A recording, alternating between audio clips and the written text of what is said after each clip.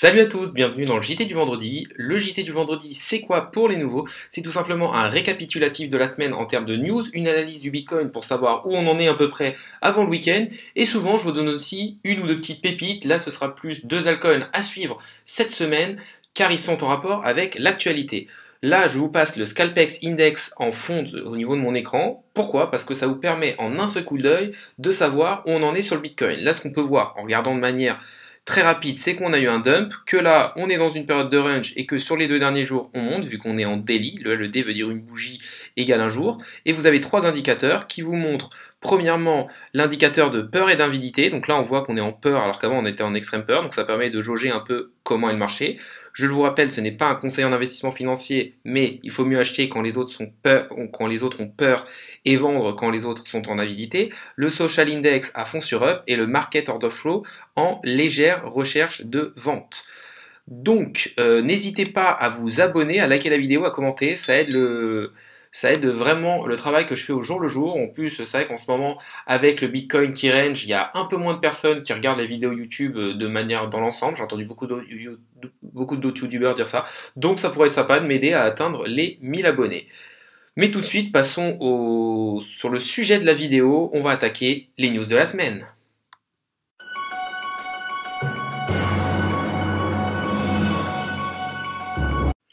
Une news super importante et super intéressante datée du 9 juin 2021 sur Cryptotos, c'est le Salvador, la loi Bitcoin adoptée, le pays devient une crypto-nation. Je pense que ce week-end, vous avez dû entendre cette chose historique, c'est qu'en tout cas, le président du Salvador avait annoncé qu'il préparait à adopter Bitcoin en tant que monnaie légale. C'est-à-dire que, voilà, pour l'instant, au Salvador, la monnaie légale, c'est le dollar. Et du coup, là maintenant, on a le dollar, depuis du coup le 9 juin, on a le dollar et le Bitcoin qui sont des monnaies légales. Elles ont été examinées et approuvées aujourd'hui par l'Assemblée qui a voté à 64 sièges sur 84. Du coup, maintenant, les commerçants seront obligés d'accepter le Bitcoin comme une monnaie légale. Faut savoir que ce qui est décrit dans l'article aussi, c'est que c'est quelque chose qui était vraiment une nécessité pour la population du Salvador, car 70% de la population n'avait pas accès à des services financiers traditionnels.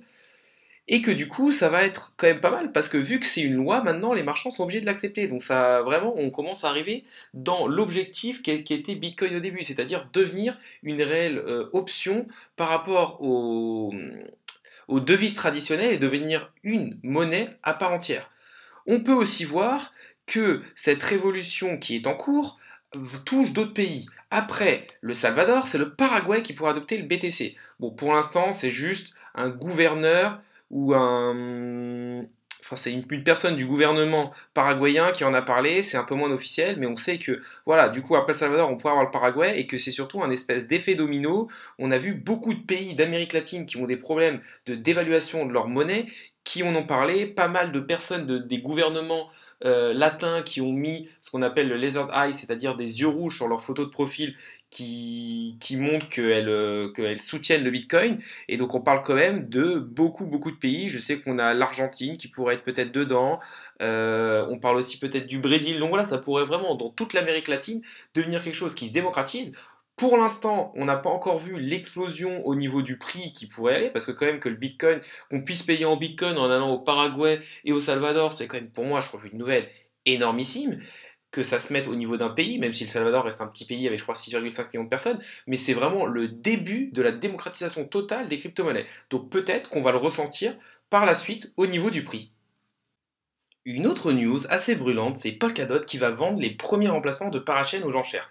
Pour être plus exact, en fait, c'est l'environnement test de Polkadot, c'est-à-dire Kusama, qui va vendre les premières parachains. Pour Polkadot, ça va sûrement arriver en septembre ou en octobre. Et en fait, qu'est-ce que c'est les parachains? En fait, si vous voulez, pour être sur la blockchain Kusama, il va avoir à peu près 100 emplacements pour des projets qui vont pouvoir venir s'imbriquer à la blockchain Kusama et par la suite à la blockchain Polkadot. Et en fait, pour avoir accès à ces emplacements, en fait, les projets qui veulent aller dedans vont devoir faire aux enchères et le plus offrant aura la première parachain, etc., etc. Et comment ça se passe pour y participer? En fait, vous allez prêter, du coup, là, pour aller sur les parachains de Kusama, vous allez prêter vos Kusama qui vont être bloqués pendant 48 semaines et en échange de ça, le projet vous donnera un certain nombre de tokens natifs du projet. Par exemple, là, concernant la finance décentralisée sur Kusama, moi j'ai participé avec un petit montant au projet Karura qui correspondra au projet de finance décentralisée, donc de défi sur Kusama. Et en fait, pour chaque KSM que vous prêtez pendant 48 semaines, vous toucherez du coup 14,4 Kusama. Moi, je suis passé via Kraken pour le faire, mais vous pouvez aussi passer directement via le site d'Akala, qui est le gros projet qui soutient Kusama. Ça peut être quelque chose d'intéressant. Il faut aussi savoir qu'à la fin, du coup, les Kusama, au bout de 48 semaines, vous seront rendus. Donc vous aurez toujours le même nombre de Kusama. Bien sûr, le prix aura pu varier, mais si vous dites que Kusama, c'est le futur parce que c'est une belle blockchain et que c'est relié à Polkadot, ben, ça peut être un investissement sur le long terme. Donc voilà quelque chose de très très intéressant. En plus, on va voir comment ça se passe, du coup, vu que c'est un peu le test pour Polkadot. Et après, vous aurez la même chose avec, du coup, vous prêterez vol Polkadot pour avoir, par exemple, le plus gros projet qui va être de la défi sur Polkadot qui sera Akala. Pour avoir des Akala, vous devrez prêter vos Polkadot, ils seront bloqués pendant 48 semaines, et en échange, ils vous donneront un certain nombre d'Akala. Mais en tout cas, moi je trouve que c'est quelque chose qui est vraiment très intéressant et qui montre l'évolution de Polkadot et que cette blockchain est vraiment une blockchain pour moi du futur. Une autre nouvelle que je trouve très intéressante du 8 juin 2021, toujours sur CryptoTos, c'est le FBI qui aurait craqué le Bitcoin. Et en fait, cet article vous dit que c'est n'importe quoi, qu'en fait non, le FBI n'a pas craqué le Bitcoin. Mais on sait que c'est une nouvelle qui est apparue ce week-end et qui a en partie fait... beaucoup de personnes justifient la chute du cours en partie par cette nouvelle, comme quoi la sécurité du Bitcoin était remise en question parce que le FBI avait réussi à craquer. En fait, ce qui s'est passé, c'est juste que le FBI a pisté des Bitcoins qui avaient été dérobés, donc liés à de l'activité criminelle, et ils ont juste forcé l'échangeur, c'est-à-dire en fait les personnes avec ces bitcoins volés, les ont mis sur des échangeurs pour pouvoir les échanger contre des devises fiat, et du coup le FBI a forcé l'échangeur à leur donner accès aux wallets sur les échangeurs et pas à des clés privées pour justement récupérer ces bitcoins issus d'activités illégales. Mais jamais le FBI n'a réussi à rentrer et à craquer le code du bitcoin. On sait qu'il faudrait 52% de toute l'énergie informatique de la planète pour craquer le code du bitcoin. Sachant que Google, qui est le numéro 1 à ce niveau-là, n'a que, je crois, que 7% de l'énergie totale. C'est-à-dire que même si Google il met toute sa puissance informatique d'un coup pour essayer de craquer le code du Bitcoin, il n'en aurait pas assez. Il faudrait que énormément d'entreprises s'y mettent. Donc c'est quelque chose d'impossible. Et en tout cas, ça montre que des news mal interprétées peuvent vraiment impacter fortement le cours et surtout qu'il faut ne jamais arrêter de se renseigner pour savoir. Voilà, si vous êtes quelqu'un qui connaît un peu comment fonctionne la blockchain et le Bitcoin et que vous êtes là depuis plusieurs années, forcément, vous aurez compris que c'était quelque chose de faux et ça ne devrait pas impacter le cours à ce point-là s'il n'y avait que des personnes qui connaissaient vraiment ce qu'était le Bitcoin. Une autre news du 7 juin 2021, pour Donald Trump, le Bitcoin est une arnaque parce qu'il concurrence le dollar.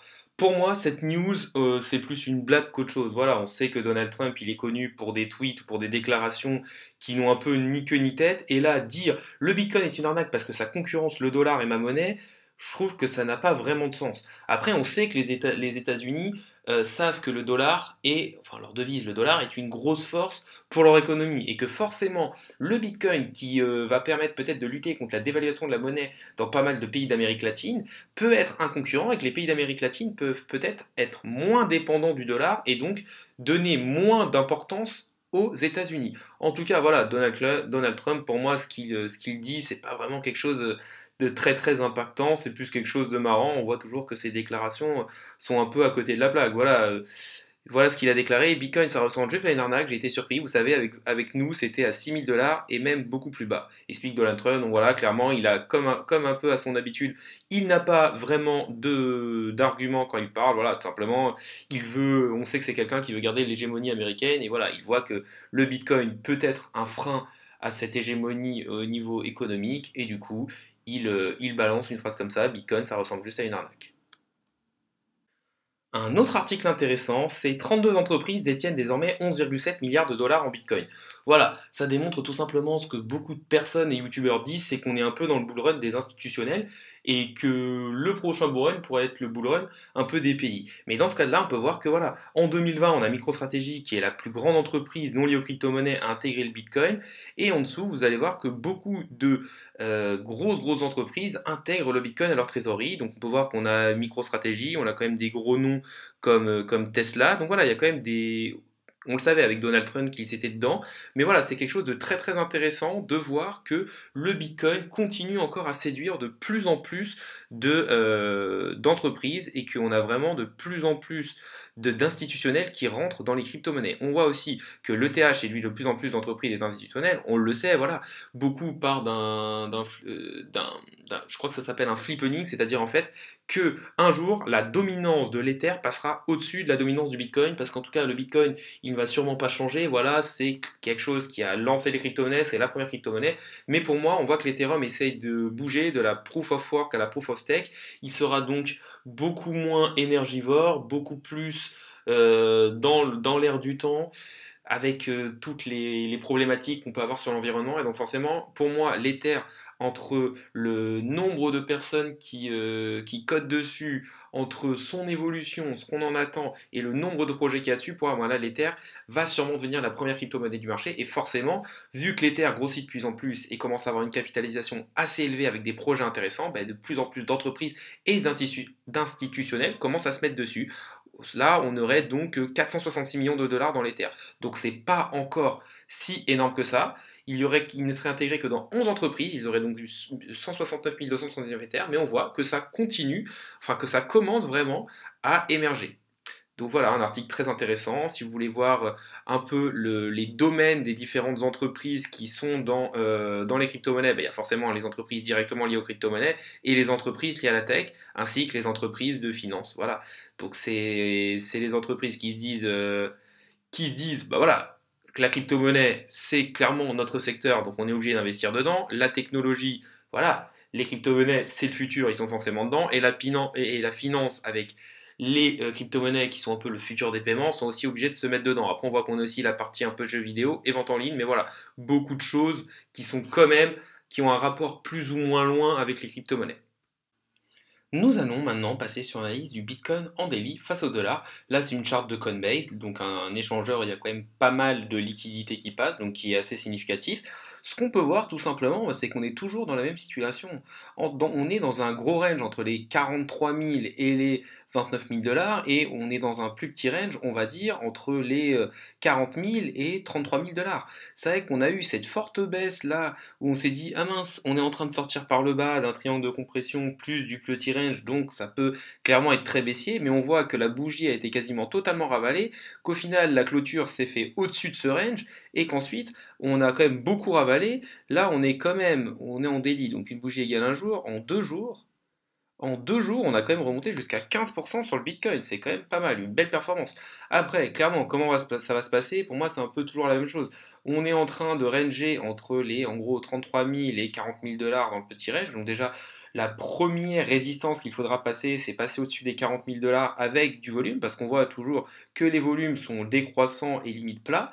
Donc là, le but, ça va être vraiment de passer premièrement les 40 000, ensuite d'aller chercher les 42 000 pour vraiment sortir du range à la hausse et idéalement avec une grosse bougie et du volume. Et après, on pourra retourner dans la zone de rechargement de short du mouvement descendant, c'est-à-dire entre les 48 et les 53 000 dollars, qui serait un possiblement bon endroit pour sortir.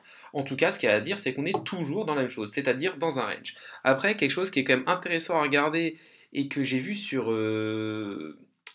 d'autres youtubeurs, c'est tout simplement qu'on a la moyenne mobile 50, donc la moyenne mobile en orange là, et là on a la moyenne mobile 200 en violette. Et on voit qu'elles sont en train de se rapprocher, et on sait que quand la moyenne mobile 50 passe en dessous de la 200, souvent ça confirme le bear market. Donc pour l'instant, on a encore un peu de marge, mais ce qui est sûr, c'est il va pas falloir faire une autre grosse baisse, sinon on risque de voir la courbe orange baisser de plus en plus, et si elle croise la moyenne mobile 200, on risque vraiment d'avoir une forte chute qui pourrait nous ramener peut-être entre, on va dire, 10 000 et 20 000 dollars. Donc quand même, faire attention à ça. Ça pourrait se passer dans 2-3 semaines si on ne monte pas. Après, clairement, si on va chercher le haut du range, du petit range des 40 000 et qu'on le casse à la hausse et qu'on revient vers les 48 000 ou 53 000 dollars, la moyenne mobile 50 jours remontera, parce qu'elle est un peu moins retardée que la moyenne mobile de 100 jours, et ça pourrait un peu nous sauver si les deux se touchent, enfin si la moyenne mobile à 50 vient toucher la 200 juste pour repartir et qu'elle ne passe pas en dessous.